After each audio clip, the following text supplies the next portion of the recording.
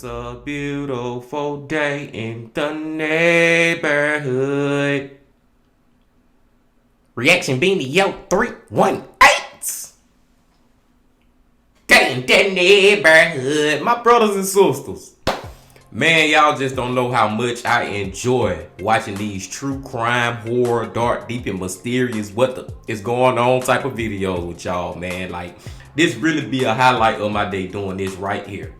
And I hope y'all doing excelente out there today. And I'm glad that you came on back to the channel once again to fuck with the bean. And it's Sunday, y'all.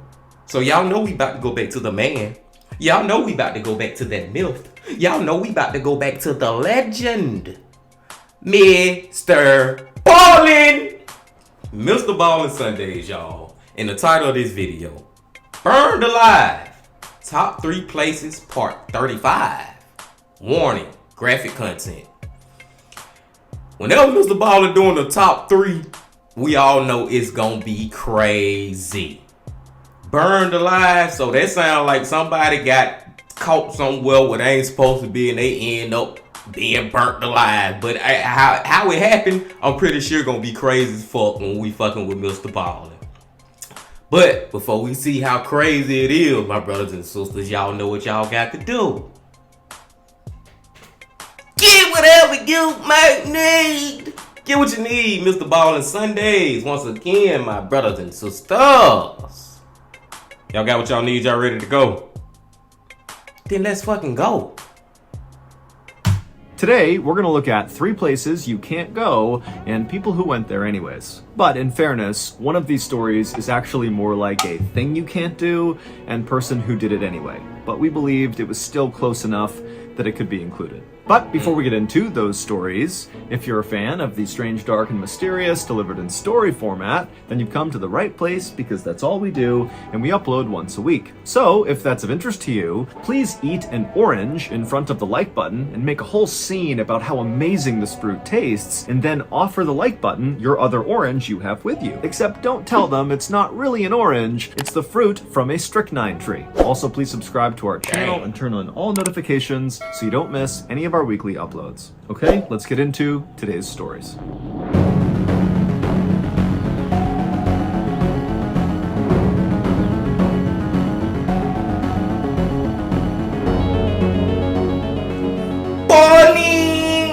It was 2 days before Christmas in 2010, and 54-year-old Alan Catterall, along with his future son-in-law Mark, were sitting in the break room of a kayak molding facility in the United Kingdom where they both worked. And as they sat there drinking tea, they began exchanging notes about what gifts they got for the rest of their family for the holidays.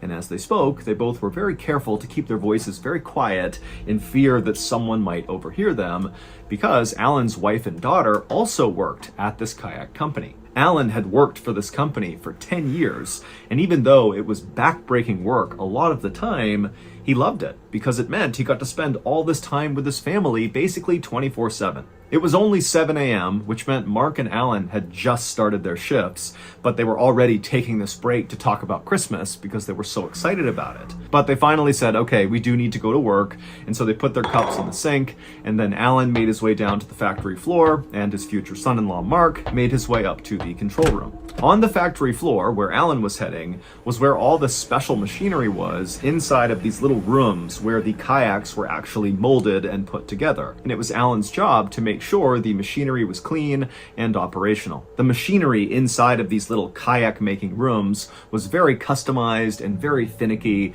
and so Alan was one of the few people at the company who really understood what made it work and what would cause issues, and so he was very valuable at the company. That day, Alan knew one of the circuit boards for one of these molding rooms had shorted out, and so the leadership had decided to shut down that particular molding room while the circuit board was fixed. And so when Alan went down and began checking out each of these molding rooms, he knew which one had been shut down. So he knew when he went in there, it was not going to be operational.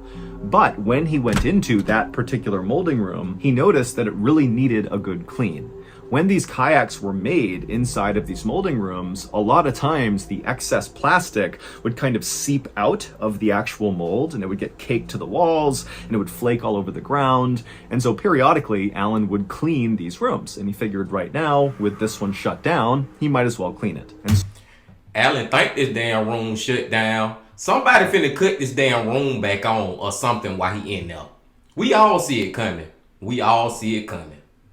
So Alan grabbed the crowbar and he headed into this shutdown molding room, and he got to work chipping all this plastic off the walls and making a big pile on the ground to sweep out and throw away. But as Alan chipped away at all the plastic, the doors leading into this molding room shut. And so suddenly Alan was cast into total darkness because his only light before that had been coming through these doors. But that was the least of Alan's worries. He knew that if these doors were shutting, these doors were automatic, that meant that the circuit board had to have been fixed, and they didn't know he was in here. And so now this molding room must be operational, which meant he only had minutes to get out of this room. And so Alan ran to the door, and with his crowbar, he began trying to pry the doors open, but he couldn't. These are mechanically sealed doors. They do not just open. You need to press a button to release them. But Alan's in a total panic. He knows what happens in this room, and he just can't get the doors open. And so he began banging on the door with his crowbar and screaming for anybody out in the factory floor to please stop this process that's surely starting inside of this room. Open these doors, get me out of here. But it was so loud out on the factory floor, nobody heard him. I just gotta say real quick, y'all. See, these type of rooms like this why they need a button on the inside. For shit like this, when stuff like this happen, emergency button, a big ass red button need to be on the inside of the room. For if somebody get caught up in it, they can hit that button, they can shut the machine off and open the door. Like, that's precautionary measures that we need, man. This could have been avoided. Wow.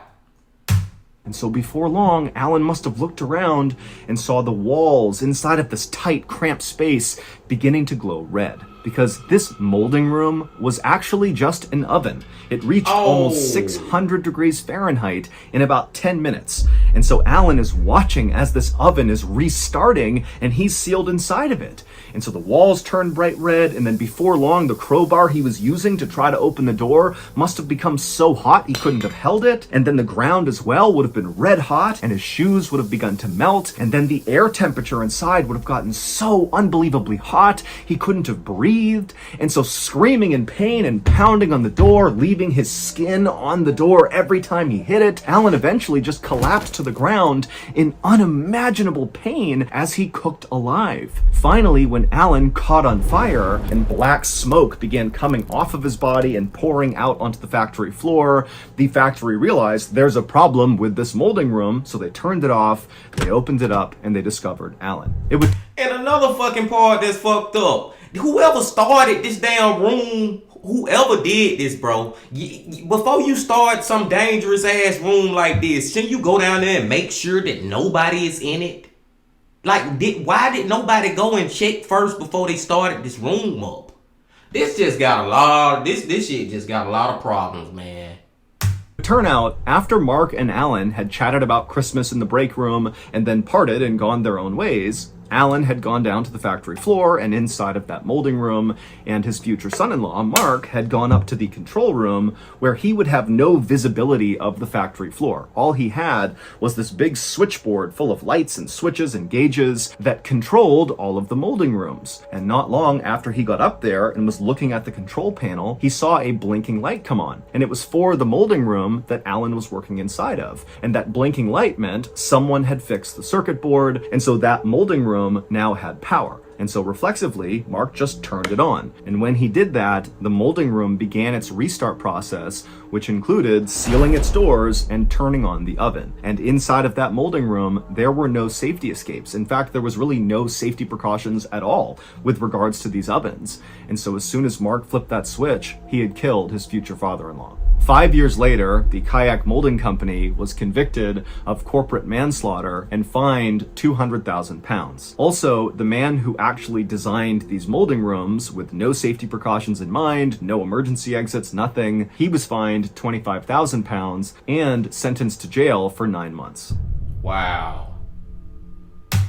That was crazy, man. And like I said, yeah, they should have got sued because of what I was saying, man. There's two major problems that was going on with this whole situation. First of all, when no precautionary measures, man. Like I said, it should have been a damn big ass butt in that damn room for it, just in case of emergency, some kind of way somebody get caught in here, they hit this button and shut off the machine. But Mark, he was just talking to Alan. And he the one who ended up killing the man. And this man is your father-in-law. So it gonna ever just hurt Mark forever. That whole family just gonna be torn and hurt about this forever. And I just hope that in the future, situation like this can be avoided with better precautionary measures. Let's go to the next one.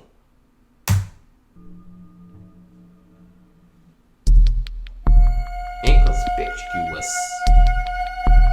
On the evening of October 28, 2006, in a Florida city called Port Richey, a 37-year-old woman named Marisa Weber walked in the front door of her home and called out a greeting to her mom. Her mom didn't call back, but Marisa could hear her in the kitchen making dinner, and so Marisa walked over to say hello. But Marisa only got about 2 feet into the family's very cramped living room when one of their many cats came bombing into the room and nearly knocked Marisa over as it ran past her and ran up to the side of the wall and just stopped and stared at the baseboard of the wall like there was something there. Marisa was totally annoyed by this cat, and as she looked over at it, she knew what it was doing, because lately Marisa had noticed there were clearly rats in her family's home, kind of scurrying around in the ceilings and the walls. Marisa could hear them all the time, and one of their cats was now clearly hunting one of these rats. And this totally stressed Marisa out. She'd actually begun taking anti-anxiety and antidepressant medication largely because of this rat infestation, and really just the fact that Marisa hated living at her parents' home, but she didn't really have the means to go out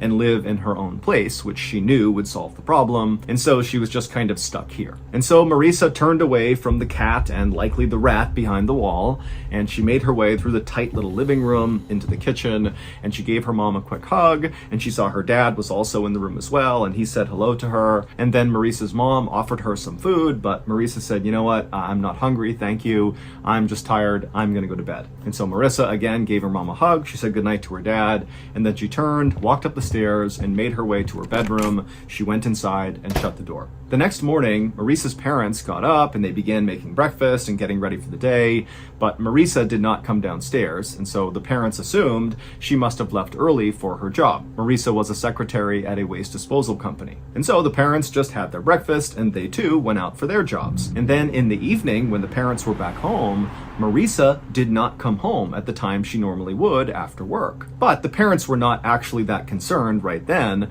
because they figured, okay, well maybe she left early and she came home from work early, and so we just kind of missed her on both ends, and that's why her door to her bedroom is shut. She's just come home early and she's in there and she wants to be left alone. After all, she's a 37-year-old woman. She probably wants her space.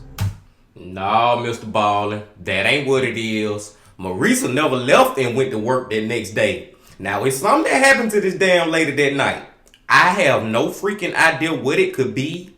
I have no idea. I think it's related to rats some kind of crazy way. You know, y'all know how MrBallen is. But I can't even come up with a theory for this one, y'all. Y'all guess just as good as mine. But the one thing I can say is I don't think Marisa ever left that damn bedroom that next day. But later that night, when still the parents had not even heard their daughter moving around up there, the mother went upstairs and knocked on Marisa's bedroom door.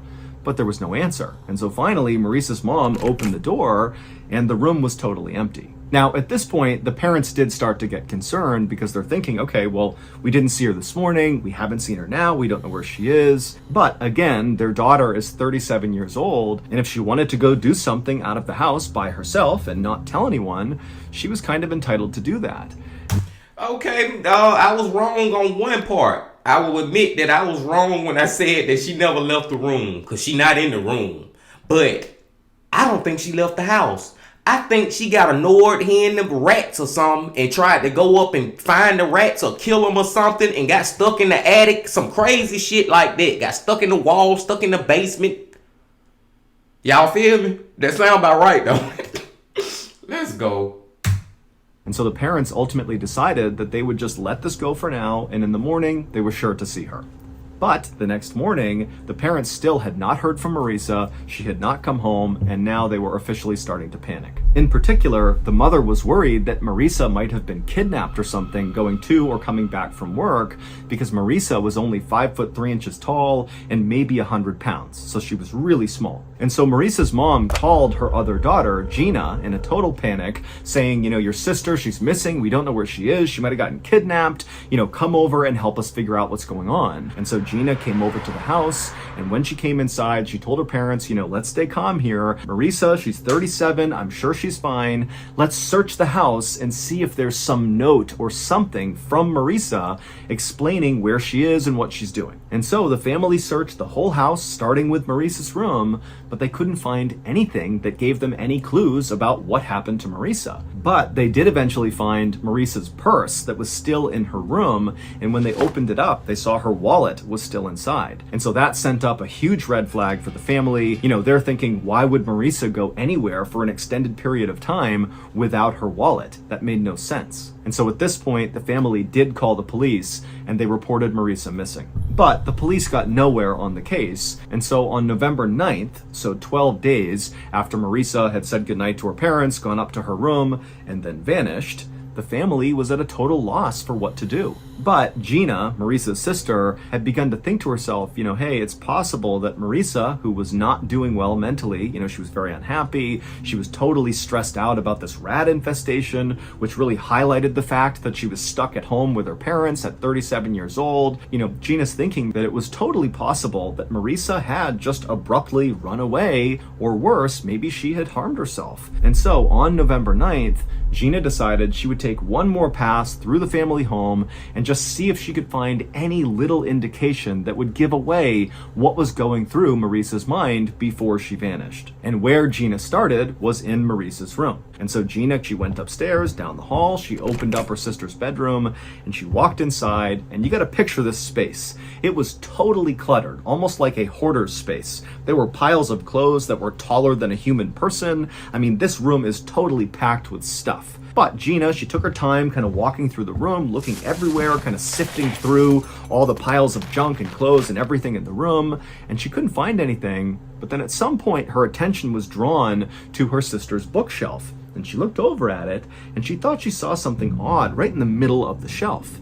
Now, Gina had a flashlight with her, and even though the light was on in the room, she still lifted up the flashlight and turned it on and shined it at this thing in the middle of the bookcase. And when she saw it, she screamed. Based on Gina's discovery, here is what happened to Marisa Weber on October 28th, 2006, the night she disappeared. That night, Marisa had come home, she saw her mom and dad in the kitchen, she was offered food, she turned it down and said, I'm tired, I'm going to bed. She went upstairs, she went into her room, closed the door, and sat down on her bed. Then Marisa grabbed a pill bottle next to her bed, which contained morphine and codeine, which are two very powerful painkillers. They're opiates, so highly addictive.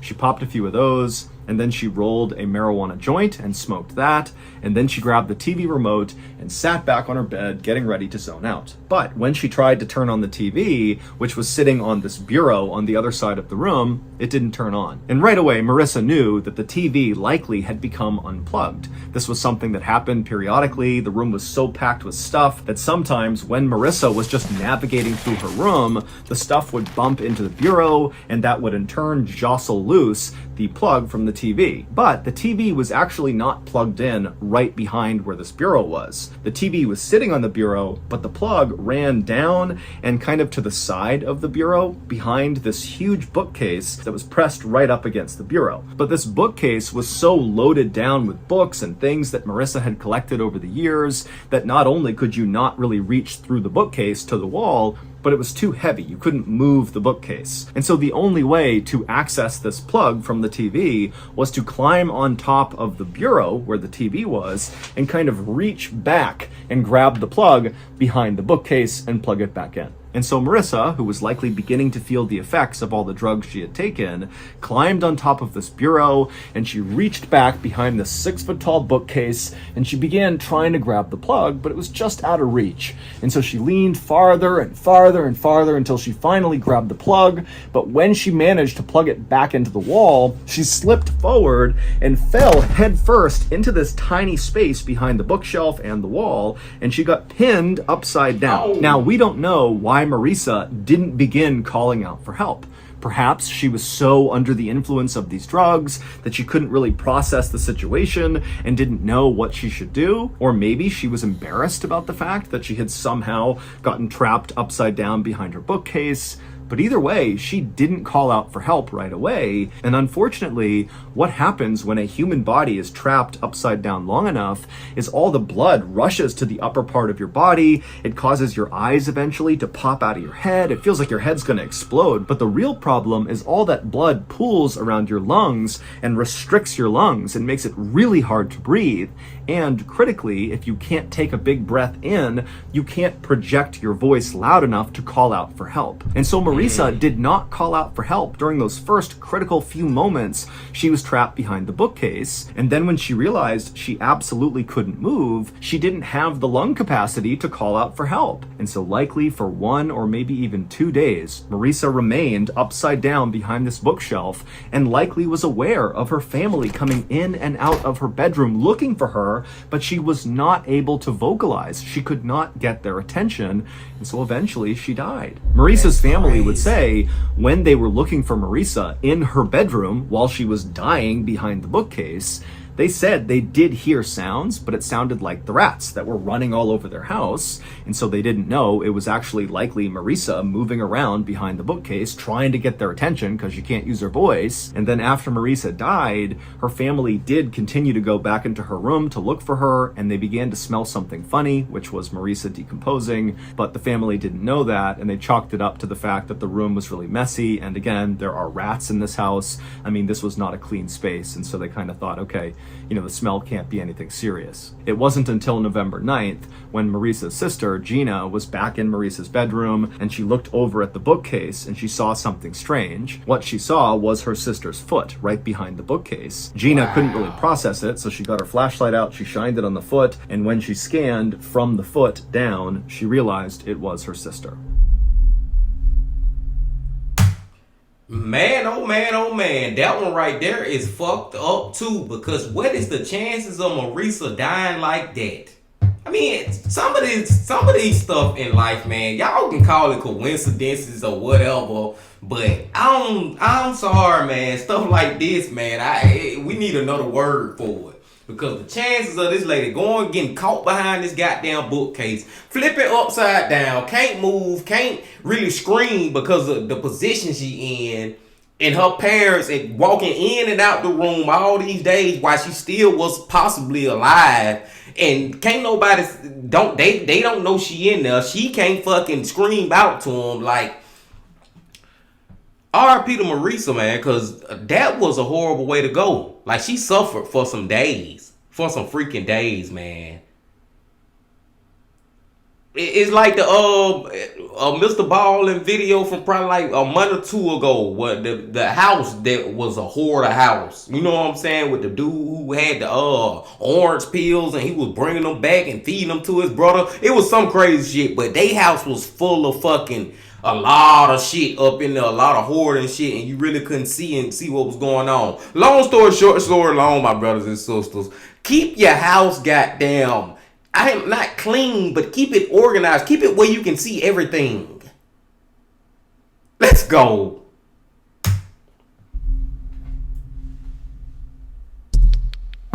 Earworm. On the night of May 29th, 2007, a 29-year-old man named Romy Baligula sang to himself as he and a big group of his friends wandered into a karaoke bar in the city of San Mateo in the Philippines. Life had not been easy lately for Romy, but tonight he was feeling good. He and his buddies had begun drinking alcohol about an hour earlier, and so he already had a nice buzz as he walked into this bar. He had a brand new shirt on, and for the first time in weeks, Romy actually had money in his pocket. Romy had lost his job a couple of months earlier, and since then he had not been able to find new employment. And so this city he was living in, San Mateo, even though it was one of the wealthiest places in all of the Philippines, it was also known as a place that had lots of poverty and really no safety net for people that fall on hard times. And so if you lose your job, like Romy had, you could find yourself out on the streets really quickly looking for scrap metal to sell and dumpster diving just to find your next meal. And that's exactly what Romy had been doing for the better part of the last 2 months. He had been living out on the streets.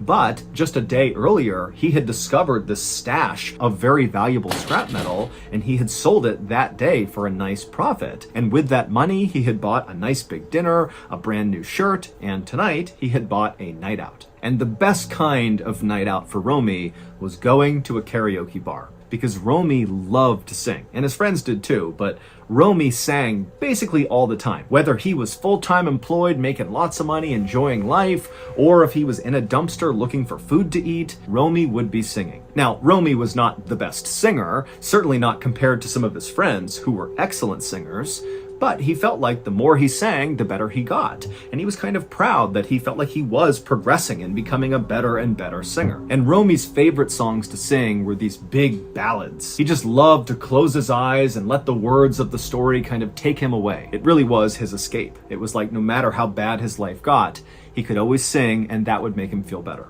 Once Romy and his friends went inside the karaoke bar, they made their way across the very crowded space to the far side of the bar. They found 2 unoccupied tables, they pushed them together, they all sat down, and then they ordered a round of beers. And then after the beers came, the friends all did a toast to their wonderful night out they were having, and then one by one, each of Romy's friends began getting up and making their way over to the karaoke machine and began going through all the music and deciding which songs they were going to sing that night. One of Romy's friends chose an American country song. Another one of his friends chose a pop song from the 1980s about unrequited love. But regardless of the songs that any of Romy's friends chose, when they began getting up there and singing their song, it was like the karaoke bar came alive. People in the Philippines love karaoke. It's really a part of the culture. In fact, many people in the Philippines have a karaoke machine of their own in their house. And so what that means is in karaoke bars like the one Romy was at, the crowd is both really appreciative of good singers who go up there and do karaoke really well, and everyone will get up and cheer and dance along. And then also, if there are bad karaoke singers, the crowd is just as quick to begin jeering and booing at them and getting them to stop. And Romy knew that when he went up on stage that night, he was taking a bit of a risk, because when he went up and identified the song that he was going to sing, he knew it was a questionable choice. But he was confident in his abilities. He had been singing and practicing. He really felt like he was ready to nail this really challenging song, and the crowd was going to love him for it. As Romy sat at the table watching one of his friends perform a fast-paced song about a race car, the bar's bouncer, a 43-year-old man named Robalito Ortega, came over to Romy's table with a big grin on his face. Robalito didn't recognize Romy or his friends. They were new at this bar, and so Robalito wanted to introduce himself and get to know these people. One, because Robalito was a big karaoke enthusiast, just like everybody else was. And two, Robalito felt like it was easier to keep the peace in this bar when everybody knew him and he knew everybody. And so Romy and his friends, they chatted happily with Robalito, and then after Romy's friend, who was singing the song about the race car, wrapped up and came down off the stage, Robalito gave him a nice congratulatory pat on the back and told the friend he did a great job up there, And the friend, in turn, turned around and flagged down the bartender at the other side of the bar and kind of gestured, hey, we want another round of drinks. And the friend also made it clear that he wanted to give a drink to the bouncer as well, as like a thank you to the bouncer for giving him the compliment. And the bouncer said, thank you very much. And then before long, the beers arrived, and Romy and his friends and the bouncer, they all cheersed and toasted the night and enjoyed their drinks together. And then... My brothers and sisters, where in the hell is MrBallen going with this story? Where are we going? Because I get everything going on. Romy and his friends, they out for a night on the town, enjoying themselves, drinking, karaoke, singing, all this and that and that.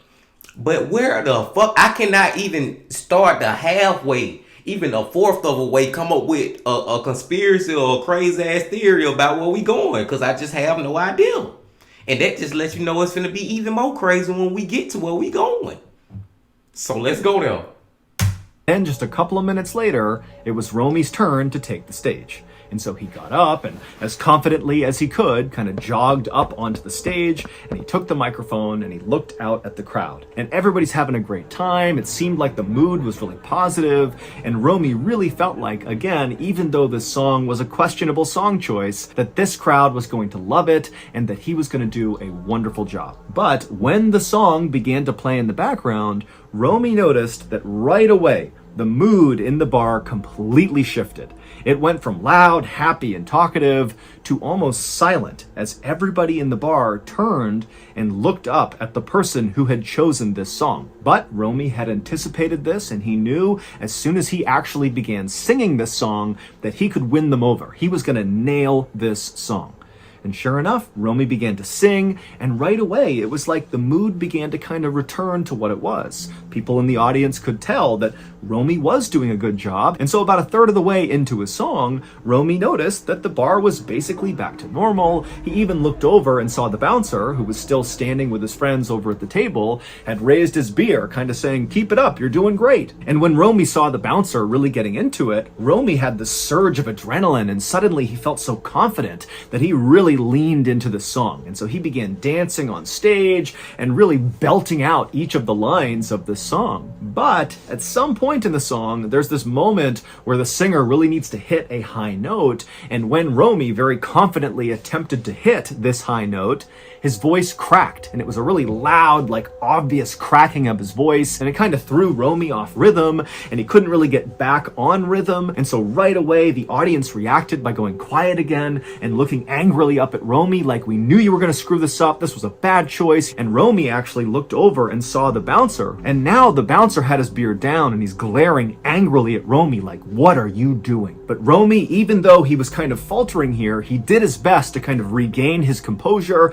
because he knew he had practiced this song so many times. He knew he could do it, and he tried so hard to get back on track, but he just couldn't do it. And it was around this point that he looked back at Robolito, the bouncer, and all he would have seen is Robolito angrily belting out the words of this song, almost like he was trying to override how badly Romy was singing it. And then at some point, as Romy is staring at Robolito, while singing this song, pulls out a gun, aims it at Romy, and fires. In the Philippines, there is one song that everybody knows you do not sing. In fact, this song is often banned in most karaoke bars, and then even when it's not banned, nobody sings it. And the reason this song is so forbidden is because since 1998, people have begun being murdered for singing it. Reasons unknown, but it just keeps on happening. Since 1998, 12 people have been murdered either while they were singing this song for karaoke or immediately after it. The forbidden song is called My Way by Frank Sinatra, and that was the song that Romy chose. Now, no one really understands why this song somehow elicits all this violence in people in karaoke bars in the Philippines, but it does. Some have said that the message of the song, which is about a man being a man and doing it his way, kind of brings out a lot of masculine energy amongst people that are listening to it, and it can apparently prompt people to just suddenly start acting violent. But that's just a theory. No one really understands why this song just keeps leading to murders. But on May 29th, 2007, when Romy sang this song, Robolito, the bouncer, who liked Romy and liked his friends and was having a nice drink with them, he just couldn't handle it when the song was getting butchered, and he hated the song to begin with. And in fact, ironically, Robolito had been hired by that karaoke bar specifically to keep the peace if the song were to come on. But as he listened to this song, something happened inside of him, and he pulled his gun and shot and killed Romy. Wow. So that's going to do it. If you got something out of today's stories, be sure to check out our podcast called the MrBallen Podcast, where we have hundreds more stories just like the ones you listen to that are available right now. You can listen to the podcast, which again is called the MrBallen Podcast, exclusively on Amazon Music. Wow. Y'all fuck with MrBallen Podcast and Amazon Music and all that. Fuck with everything MrBallen, man. But wow, my brothers and sisters. You know what they need to do with that damn song? Just ban it, period, in the Philippines. If anybody play this song or any goddamn thing out in public, period, whatever, they go to jail. That song just need to just go away. I have never heard of a fucking song causing people to murder people. And then it's not even a killer song. It's fucking Frank Sinatra. An old ass song from way back in the day from one of the most well-known opera. Did he sing opera? Singer. I'm just gonna say singer from way back in the day that we all know, heard of. It's not even talking about no killing shit. I don't get it, man. 12 people since 1998 over there in the Philippines getting murdered because when this song come on, they should just ban it, especially in these damn karaoke bars. And then why the hell Roman singing this shit any damn way, man? He taking a risk like a motherfucker, bro. That's crazy, man. That is crazy. I wonder if it's a song in the United States that's tied to a lot of people dying every time this song get played or something. Ain't no damn telling, man. Ain't no telling. It's a possibility. We can say that much. Oh, this was crazy, my brothers and sisters. That was the third story. What was the second one? The second goddamn story was the damn lady who ended up dying behind her own bookcase in her own room. That was cluttered. That's why I was saying earlier, man. Long story short, long, man. Just don't be a hoarder, man. Try to have some space in your house. Well, you can't get stuck nowhere and can't get out at least. You know what I'm saying? That was just crazy. And just think about how long she had been back there suffering for all those days before she died. She really died a slow death. Like it took her a while back there stuck, man. That just give me claustrophobic vibes like a motherfucker. And to think that she was hearing her family coming in and out the room and she couldn't let them know that she was stuck back there, that was fucked up. The number one story. This one here, fucked up. Can you imagine dying in an oven? Because that's basically how Alan died in an oven. You know how you cooking something in your oven and you open the oven up to let it out or to flip it over or to check on it or whatever, and that heat just hit you like, woof. That heat from out your oven when you open that bitch up, it'll hit you like, oof. And then you can feel that shit. But imagine actually being inside of that shit. Crazy, man. Crazy. MrBallen does it again, as always, like he always do, my brothers and sisters. Long story short, story long. And I digress. Like I said, man, I appreciate y'all coming on back. And tomorrow, we got to go back to the lazy man because he just dropped a video today. So we got to check that out tomorrow. I hope y'all hit that like button. I hope y'all comment. And if you ain't subscribed yet, please, my brothers and sisters, hit that subscribe button. We trying to get to 1,000 subscribers. And until I see y'all tomorrow, my friends, you know I got to say this also. Love, peace, and happiness. Stay safe. Don't stop. Keep going. Yeah.